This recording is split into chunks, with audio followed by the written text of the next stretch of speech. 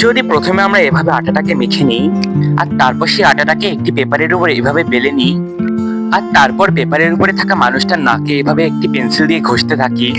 আর কিছুক্ষণ ঘষাঘষির পর যদি আমরা চোখটাকে আরেকটু কালো করতে থাকি, আর তারপর যদি আমরা নাককে আরেকটু ঘষাঘষি করি, আর এরপর যদি আমরা লোকটার দাড়িটাকে এভাবে কালো করতে থাকি,